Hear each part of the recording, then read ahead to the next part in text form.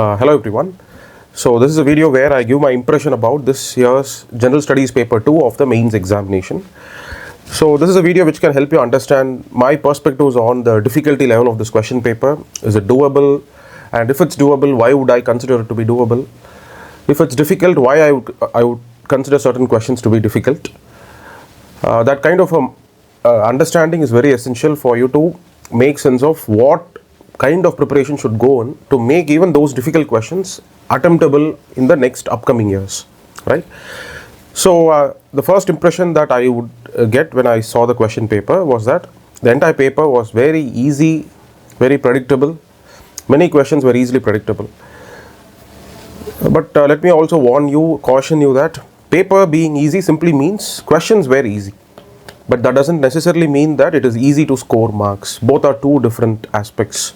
There could be a very difficult question, but for somebody who has prepared some content for that, they can get some marks. Hello everyone.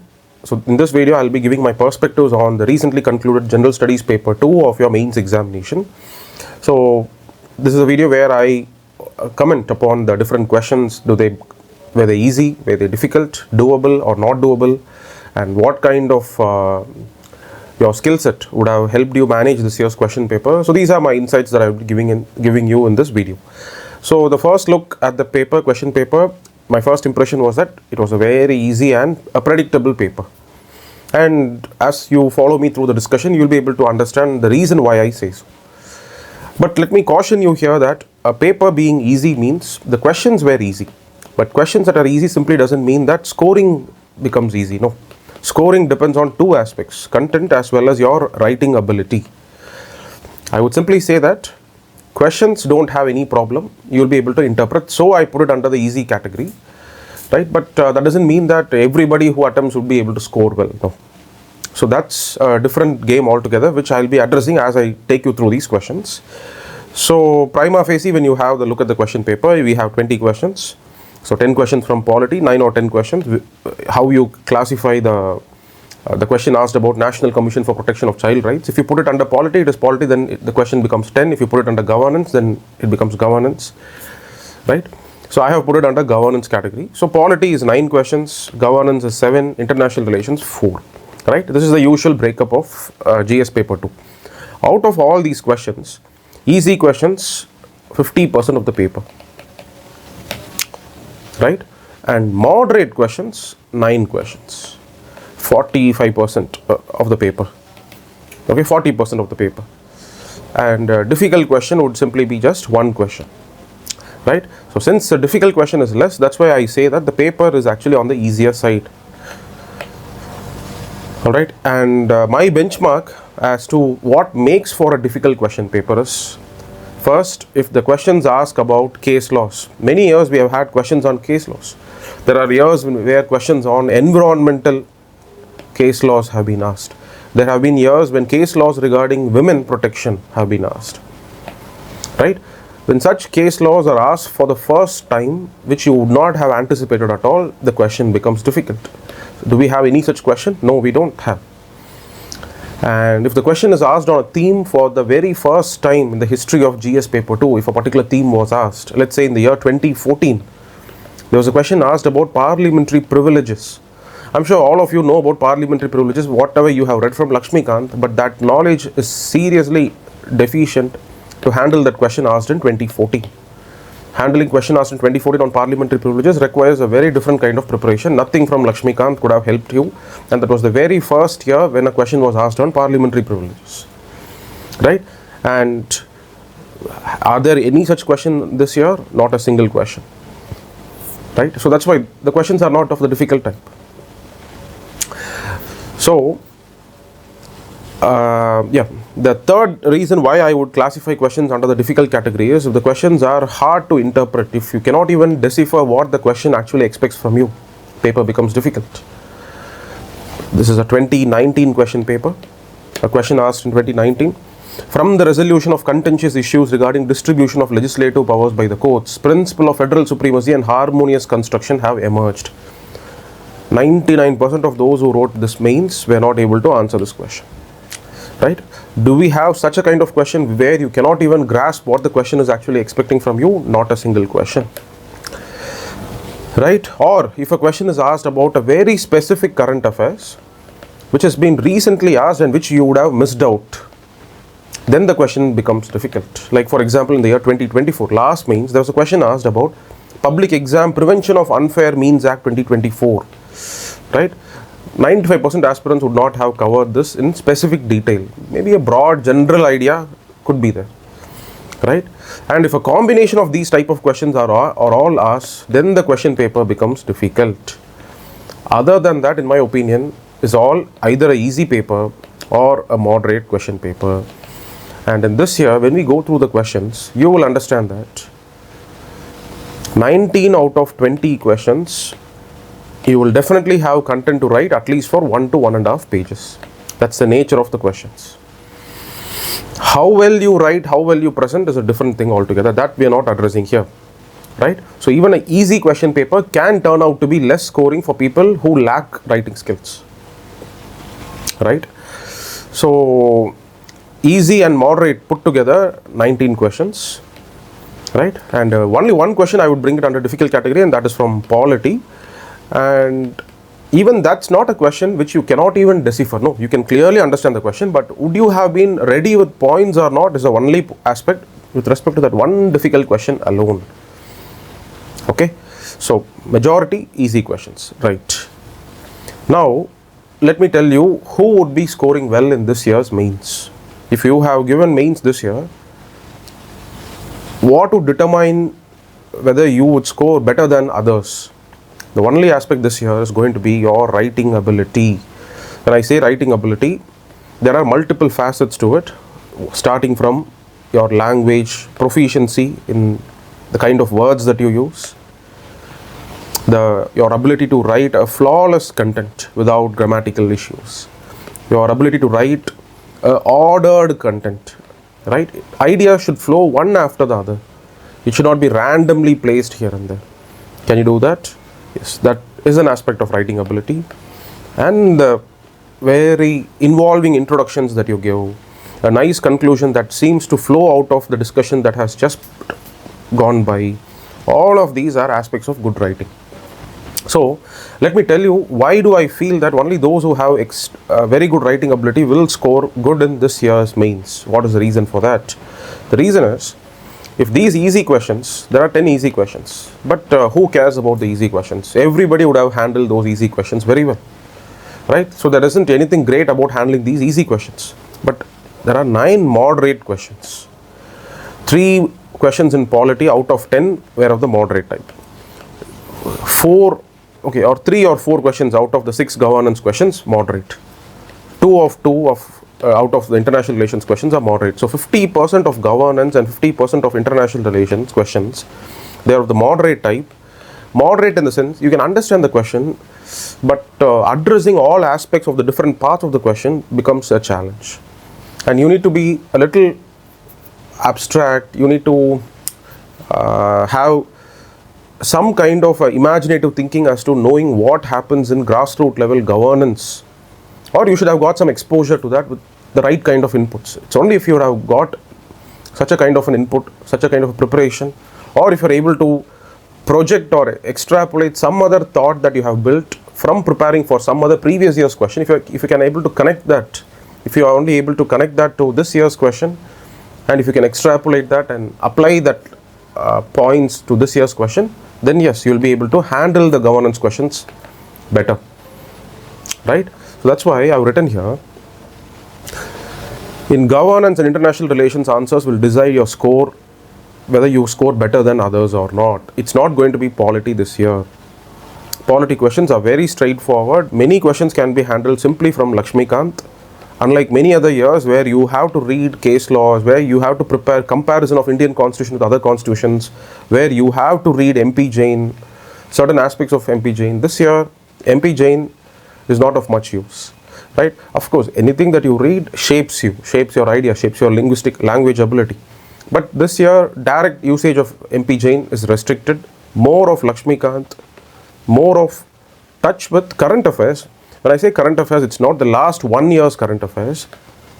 certain things that are currently ongoing in discussion in the last 1 decade maybe, right? So certain themes that keep on repeating again and again in the last 1 year, 1 decade. It could be GST, it could be Kashmir issue, it could be tribunals, reorganization, right? Tribunal reorganization was a current affairs in 2021. Kashmir issue was a current affairs in 2019. UPSC never touched these areas as a current affairs question in the mains in 19 or in 20, or in 21, right? These were most expected questions back then, but this year UPSC asked questions on Kashmir issue and tribunals, right? But I wouldn't actually put them under current affairs category. I wouldn't even say that they are difficult questions, and I'll tell you why that is the case. My idea here is, for polity, since the questions were easy, and since the questions were also a little factual, since the questions were actually content based, people with great writing skills, I would say you only have 3 questions in polity out of the 9 questions asked. There are only 3 questions where there is a scope, where there is a potential to display your writing ability, where there is a potential to edge out others with your writing ability. But in governance and international relations, out of 9 questions, I would say 6 questions are purely based upon your writing ability. And if you are someone who tried to give your best for the polity answers in the beginning part of your exam writing, and since time started running out, you started giving a shabby, mediocre performance in international relations and governance, you will not be able to score good this year. But if you have been someone who really felt challenged when you approach the governance questions or the international relations questions, you felt I have a scope to show my writing abilities here. You felt that the questions gave you a scope to surpass content alone, right? If you can perceive that some questions are not just about content, where you have to bring in your elements of how you create a narrative, how you address the different aspects of question, because you cannot specifically prepare good content for the kind of areas that were asked out of these moderate questions in governance and international relations, because the nature of questions happen to be like that. That's the reason why this is a very crucial inference that I can draw from this year's mains question paper, that this alone is going to decide, because polity questions where 50% of the weightage lies turned out to be factual, content based this year. And that too, these are not content where only specific exclusive preparation could have addressed your preparation. No.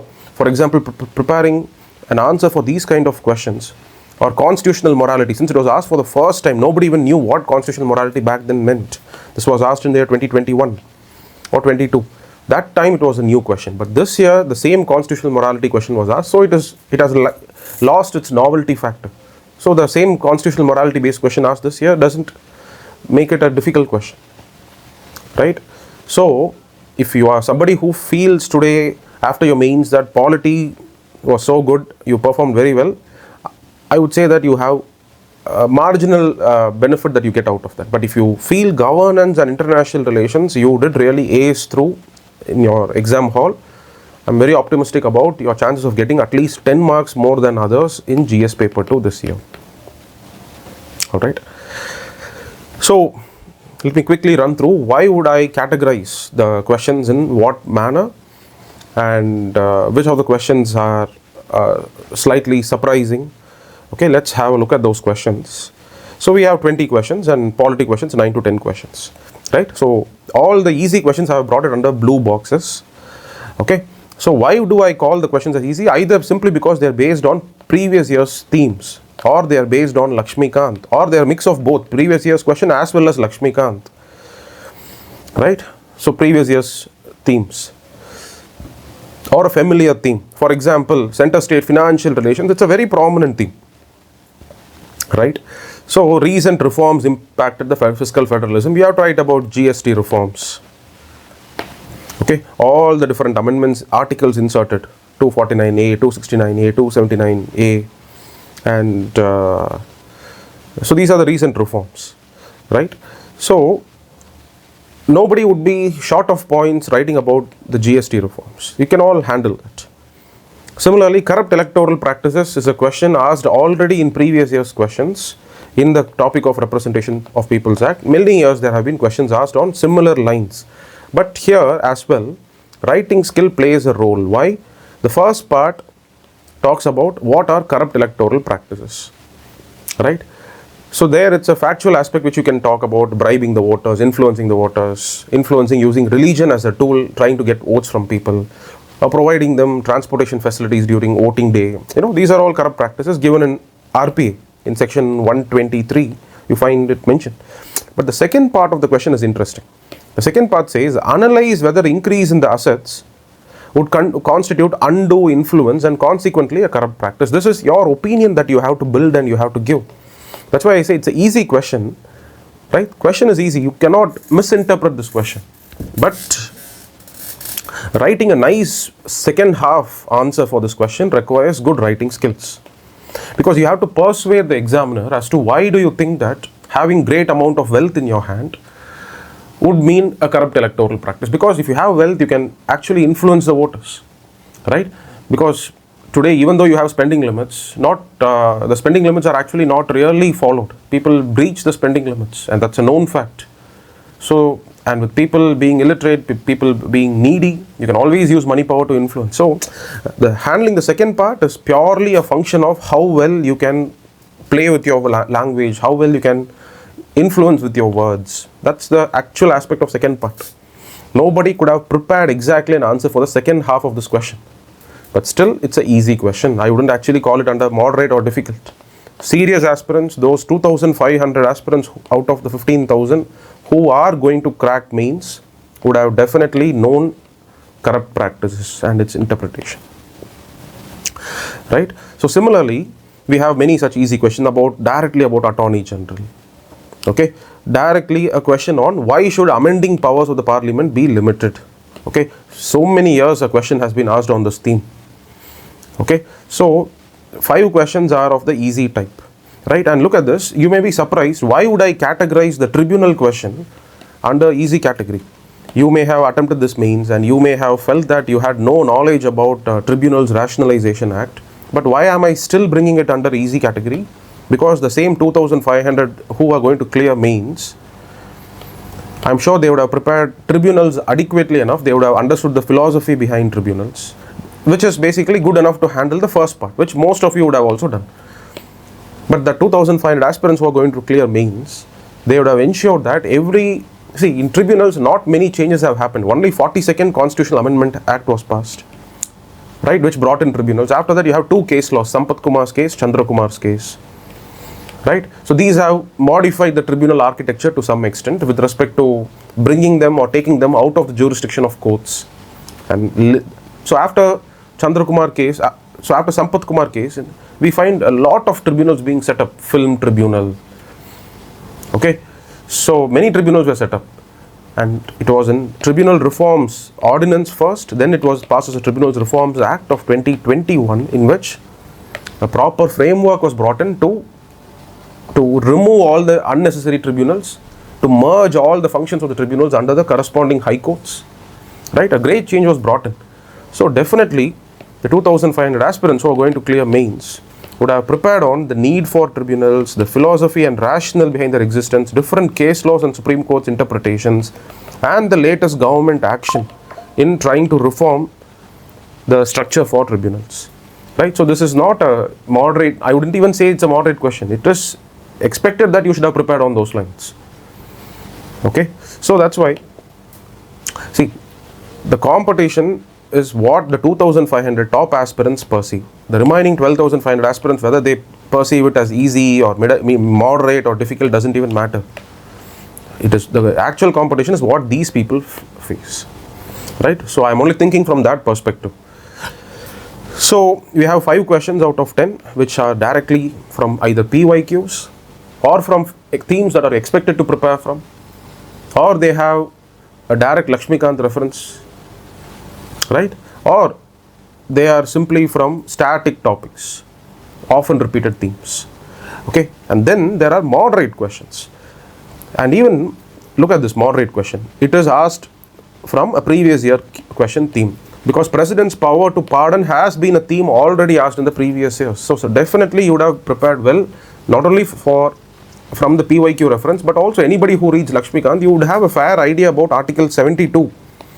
And Article 72, its usage, its non-usage have been often in news recently. I think a year or two before Rajiv Gandhi assassin's case, Article 72 becomes the focus, right? Many instances have been there. So nobody would be totally at loss to understand what is Article 72, what is presidential power to pardon. And moreover, if you have simply read newspaper properly, frequently, this was a news that you could not have missed about Biden giving pardon to his own son, right? So, can you believe the American president, Joe Biden, before he had demitted office, he had pardoned off his own son, Hunter Biden. So that's the reason why I would say that this question is not actually a very difficult question. And since this theme of comparison of India and USA has been going on, in many years UPSC has asked at least 3 questions, at least in the past. In the last 10 years, there have been questions comparing aspects between Indian Constitution and US Constitution, right?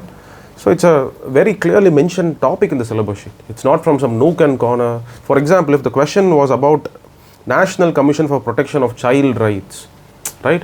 You could not have actually prepared for that body. You would have prepared for Enforcement Directorate, you would have prepared for CBI, but not many would have actually specifically prepared on the question, on the topic of National Commission for Protection of Child Rights.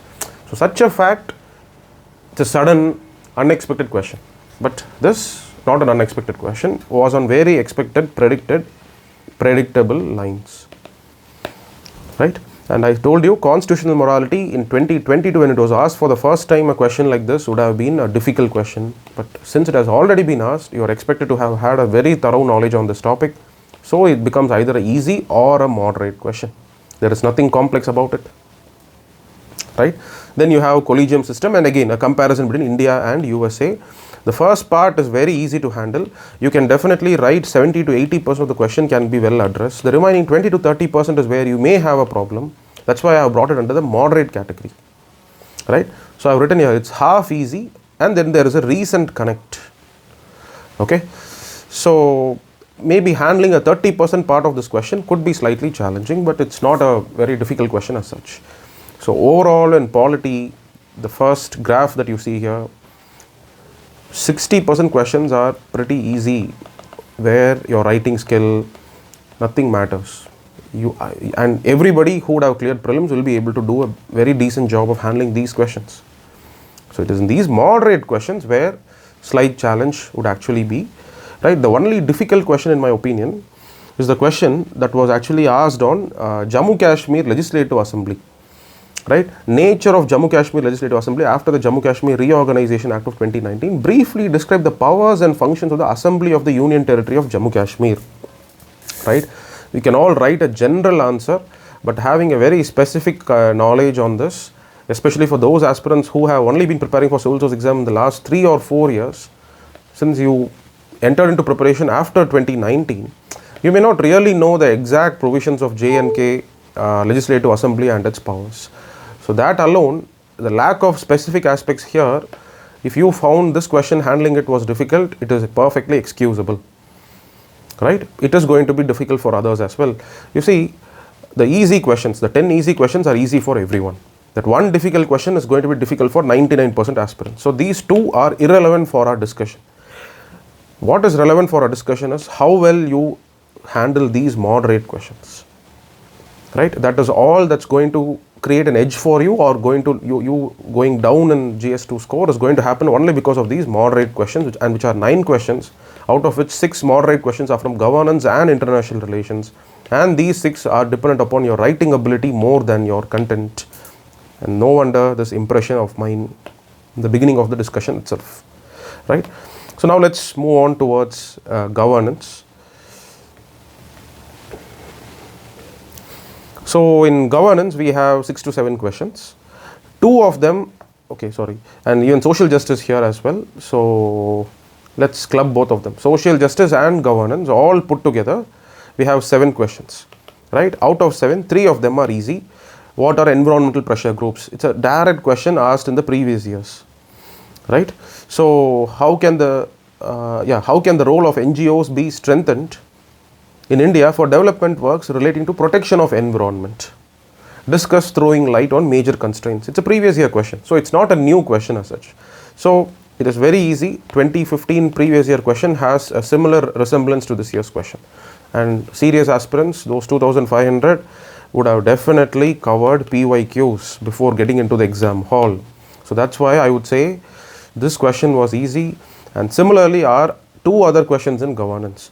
This is a question: e-governance projects have a built-in bias towards technology and back-end integration than user-centric designs. Let me give you an example for that. The Panchayat Raj Ministry, for the purpose of MGNREGS, they have a software called as Priya Soft, Panchayat Raj Institution software, right? And in every village, whatever work is implemented in the village, the Sarpanch of the village has to make entry into this portal, right? The Sarpanch has to make entry, or if a data entry operator makes an entry, the Sarpanch has to at least log in, use his dongle, the passcode, right? There is some amount of computer literacy that is expected of an uneducated, a tribal Sarpanch. How is that even fair? That is the question here. E-governance projects have a built-in bias towards technology. They're only focused on encryption, they're only focused on authentication. They don't really care about the user who's going to use it. Try filling your income tax returns and you will actually understand how true this question actually is, right? So, and I would say it's a very, very easy question, because last year a very similar question was asked in 2024 GS, right? E-governance is not just about routine application of technology. It is much about multifarious interactions for ensuring transparency and accountability. In this context, evaluate the role of interactive service model of governance. So this particular theme should have actually prepared you to understand that UPSC asks this interface between citizens and technology, right? A citizen and bureaucracy through the tool of technology. So this is becoming the focus of UPSC, and if you would have been alerted to that situation, you could have prepared well, you would have thought well on these lines, right? I would say preparing for governance is a bigger challenge than preparing for polity. At least polity you have Lakshmikanth. You have books like MP Jain for select references. You have reports of Law Commission. But what do you actually have to prepare for governance? All these ARC reports have become outdated, right? So the only cue that you can take as to the direction in which UPSC can ask its question is only from previous year's questions. And the PYQs are a very reliable tool for you to make use of, right? So that's why I would say 3 questions out of the 7 governance questions are easy. Either they are from previous year, and I have just shown you 2 of them are directly from previous year's question themes. And this one question, it's from very prominent current affairs. Okay, Ministry of Home Affairs, it actually has blacklisted a lot of civil society organization. Even if not, you can still generalize some ideas. It's only a 10-mark question, 1.5 page answer. An introduction and a conclusion will take half page. You only need to have content for 1 more page. And you can always tell civil society organizations, they are using funding that they receive from foreign donors. They use it to incite rioting. They use it to incite violence. They give funding, they support to different groups who call themselves as activists, right?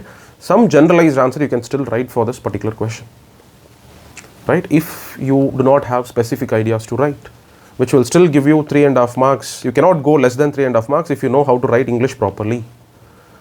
Whether you get 4 or 5 depends on your specific inputs that you have. But still, I would bring it under easy category. But these 2 questions are actually moderate, because one is they are 2.5 page questions, 250 word answers. You have to write for 2.5 page minimum, right? So stretching content beyond the first 1.5 page, then it becomes really difficult for these 2 questions, right?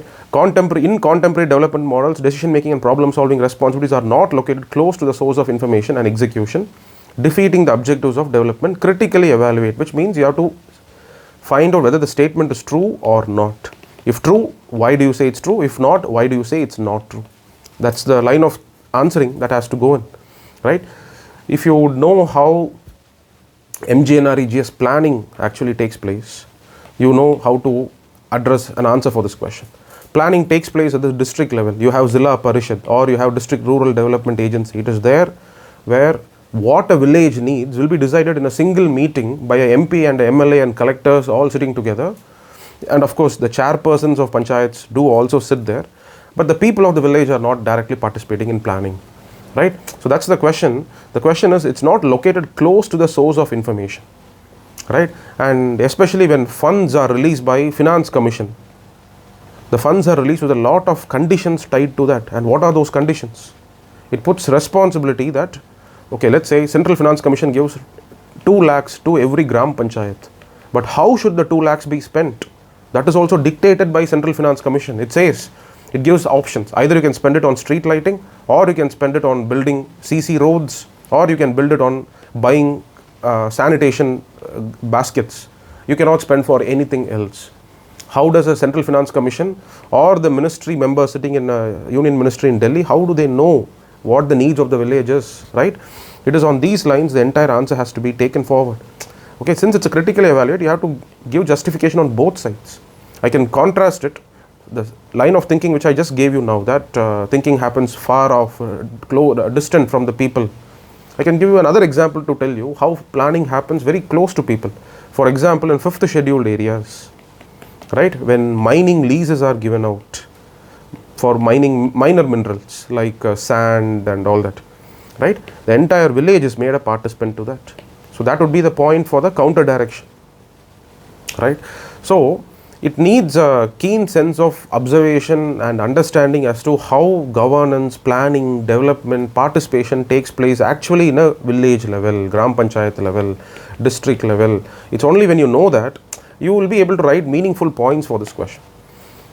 Okay, and this is a purely factual play out of National Commission for Protection of Child Rights. Not many would have really had specific ideas. That's why I've written here, being specific is going to be a challenge for this question. Okay, so that is where good writing skill can help you maneuver a bit. It can help you compensate for the deficiency of specific points. So that's why governance and social justice put together, out of the 7 questions asked, 4 of them are writing skill based. 4 of them have, because most of you guys who would have appeared in mains, you would not have real an administrative experience. You would not have really seen how planning, development, implementation takes place at the local lowermost levels. That's why facts, most of you would be deficient. Then how would some still write? Just because they have good skills to write relevant content. Okay, and the relevant content is easily readable. It is something that the examiner can easily evaluate for its worthiness. Whereas when you do not know how to write and present your thoughts properly, you cannot create that impression. Okay, so no wonder I started this discussion by saying that writing ability plays a bigger role this year. And international relations as well. Out of 4 questions asked, 2 of them are very easy. Why? They are from themes that nobody would have missed out in their international relations classes. You would not have missed out on the reform process that India has been advocating in United Nations Security Council. You would not have missed out on why India buys cheap oil from Russia, and why is India a partner with Iran, while at the same time India also professes friendship with USA as well, right? We are an energy deficient nation. We have to always be careful about our energy priorities. So these are 2 themes which are always in news. You would not have missed out at all, right? But this is a very specific question on India-Africa digital partnership. Okay, and let me tell you, this statement UPSC has simply taken from a Hindu editorial. Hindu editorial in the year 2024, I think, or 25. Just type this on Google and you will come across the exact editorial article where the author concludes with this statement. And UPSC has taken that statement and it has made this question. Right? But writing specific ideas as to what are the different aspects of this digital partnership. It could be our Aadhaar experience of authenticating Indians. Similar experience can be shared with African nations. Our experience with UPI, which is a great example for all other nations to follow. So that can be shared. Knowledge of UPI, technology of how UPI works can all be shared with Africans. Right? So it is on these lines, and our open source platform, open source network platforms over which all our apps are all built. So experience sharing can happen. Right? When you do that, you empower Africans. Unlike the Chinese, who would want to exploit the Africans, who would want to make the Africans become more dependent on them, India would actually partner with Africa, provide all this technology, share its experience so as to empower Africans, so as to be self-reliant. right? So that's why this statement, it's to be based out of respect, co-development. Okay, it's not our development alone, it's about a mutual development as well as respect for their sovereignty as well, right? So that's why I've put this question as moderate, because first of all you need to know the specific aspects of digital partnership. Let's assume you're able to imagine and bring in ideas about Aadhaar, co-win platform, UPI. Let's say you know that this is what the question actually talks about, but still then addressing how respect is to be ensured, how mutual co-development is to be ensured. That is all nothing to do with facts. It is to do with the way you express your ideas. It's all about your writing ability. Okay, and same is this question as well. This is also about how every country is becoming self-centered, right? So it's no longer that the world is divided into two groups, but every country is self-centered. They're all acting in their own self-interests. It is in that line the entire answer has to be taken. So this is also, I would say, writing ability based, right? The protectionism that we see in different countries. You see, US, India, we are democracy, but still US would actually impose all tariffs on us, right? Why? Because US is only concerned about its jobs. So that's the meaning of sovereign nationalism, right? So how the world, instead of becoming a global village, how the world, instead of becoming more united and connected to each other, the world is actually becoming differentiated from each other. Compartments, boundary walls, fences are being created because of all these actions, right? So giving examples could be about factual strength, but creating a narrative that convinces the examiner is pure writing ability. Okay, as you can see, none of the question is a question that you will simply leave it unattempted because you do not understand the question. That makes a paper, the question paper, difficult. So no such difficult questions this year. All right, so this is all my analysis. So what I would finally conclude is, luckily for those who would not have been so good with polity, if you would not have diversified your reading of polity, this is your favorite year. You cannot expect the same to happen in the next year or the year after that. So such people would be lucky this year. But those who are going to score really well in GS paper 2 in 2025 are the ones who can write well, right?